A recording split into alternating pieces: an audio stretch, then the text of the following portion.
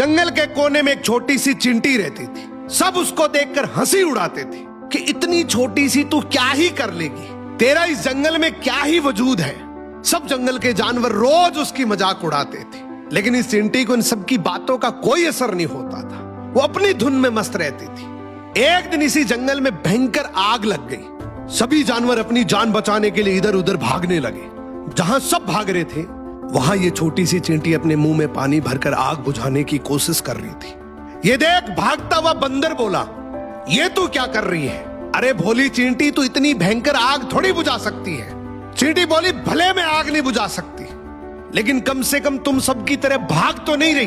मैं अपनी जिम्मेवारी निभा रही हूं। इस छोटी सी चिंटी की ये बात सुनकर बाकी सभी जानवरों की आंखें खुल गई। सभी जानवर एकजुट होकर चिंटी की तरह आग बुझाने में लग गए। जब सबने कोशिश करी तो जंगल की आग शांत हो गई।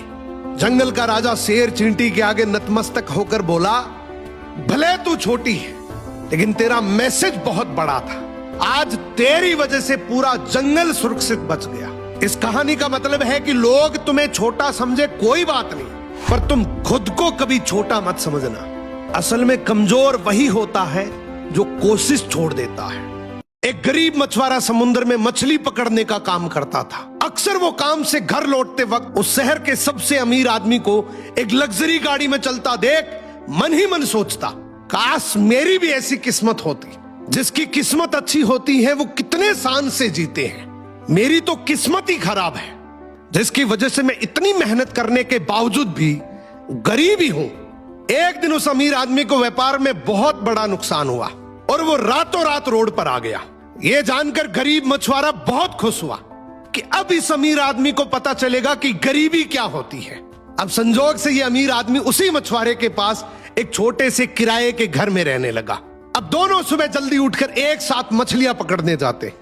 एक दिन इन दोनों को समुद्र में बहुत सारी मछलियां मिली, जिन्हें बेचकर काफी पैसे मिले। अब जो अमीर आदमी था उसने उतने ही पैसे खर्च किए जितनी उसे जरूरत थी, और बाकी पैसे उसने बचा लिए, जबकि उस गरीब मछुआरे ने सारे पैसे अपने शौक पर खर्च कर दिए। फिर अगले दिन वो गरीब मछुआरा अकेले ही मछलियां पकड़ने जाता है, जबकि वो अमीर आदमी अपने बचाए हुए पैसों से 2 और लोगों को काम पर रख लेता है। और शाम तक इन तीनों ने मिलकर उस गरीब मछुआरे से कई गुना ज्यादा मछलियां पकड़ी।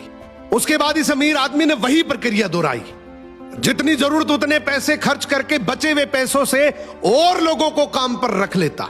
इस तरीके से धीरे धीरे इस अमीर आदमी ने मछलियां पकड़ने वालों का एक बहुत बड़ा नेटवर्क बना लिया, और देखते ही देखते ये मछलियों का सबसे बड़ा व्यापारी बन गया, और साथ ही ये फिर से शहर का सबसे अमीर